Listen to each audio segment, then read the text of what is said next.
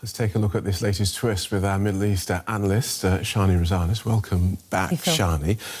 Does this resumption of strikes mean that phase 2 of the ceasefire deal is now dead? Well, to be honest, it was basically dead at birth. Israel never wanted to make it to phase 2. They wanted to get as many hostages out as they can at phase 1. And phase 2, which requires Israel to completely withdraw from the Gaza Strip and put an end to the war, that was something Netanyahu was never too keen on.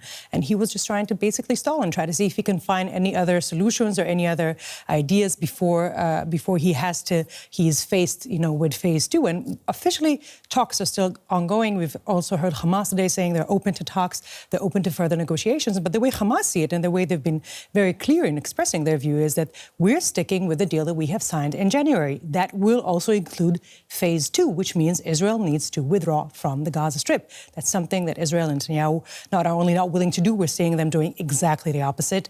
And Netanyahu says we're trying to get Hamas to come to the table. But the fact is Hamas is at the table, wanting very much to proceed with the conditions that were in the framework of January. But Netanyahu is trying to rearrange the deal under new circumstances. And this is where we have the two sides very, very far from each other. And Israel very much has America's blessing with this. Well, Trump is not going to stand in Netanyahu's way. The agreement between Netanyahu and the Trump's administration is such that Hamas cannot stay in the Gaza Strip. They have very little sentiments, Trump, or very little care for the details. That we're seeing the overarching policy of what's happening with how to solve this problem, very little care for the tragedy and the human loss that we're seeing. They want the problem to be solved. They want Hamas out of the picture. And that means that they're backing Israel in their actions here. Trump himself has said several times he is open to unleashing hell on Gaza, whatever that means, because, what Gazans have been through for the last year and a half has already been hell. So, yes, the American backing is very important to Netanyahu. He's counting on it. And we need to keep the aid also as part of that. This is something that the Biden administration kept pushing against Israel. They let them get away with a lot of stuff on the military side, assuming aid keeps coming into Gaza. But we see now that it's been more than 2 weeks that there is no aid coming into Gaza. And for Trump, this is a non-issue. His administration is not going to push Netanyahu to resume aid supply to Gaza. And this is another part of, the war and putting pressure on Hamas and the Palestinians. OK, so as we look ahead, we see that Israel is also banning Palestinians, is also to ban Palestinians from entering northern Gaza by blocking access from the south. Mm-hmm. We've seen that blockade during the first ground offensive that Israel launched in this war. So does this mean that we are looking for that to happen again? Oh, definitely. We also heard today about the Israeli military operating along the coast in the Gaza Strip, which they haven't done for a couple of good months. Israel is not planning to withdraw, or at least for now, it sends the message that it's not planning to withdraw. Israel's plan is to go into Gaza and occupy it for as long as they need.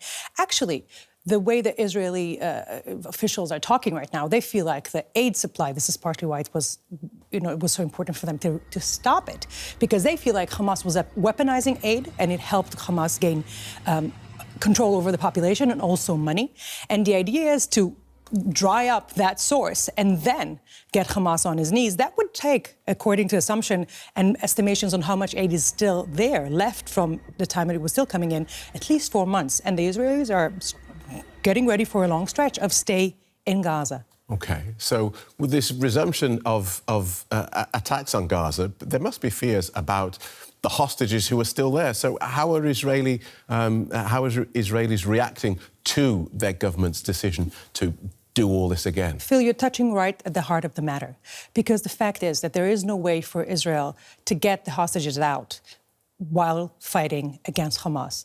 We've seen from hostages who came out that they said that, Israel's activities, the IDF activities in the Gaza Strip have risked their life. We know of over 40 Israeli hostages who died because, directly or indirectly, because of the IDF's operations in Gaza.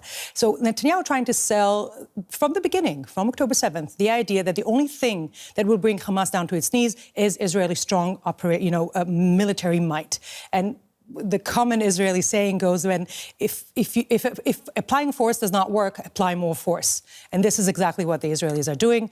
And unfortunately, there's nobody around to stop them from doing that. Even if this plan doesn't really actually makes sense or is not different substantially from anything that Israel has done so far. OK, thanks for talking us through that, clearly as ever. DW's Middle East analyst Shani Rosanes. Thank you. You're welcome, Phil.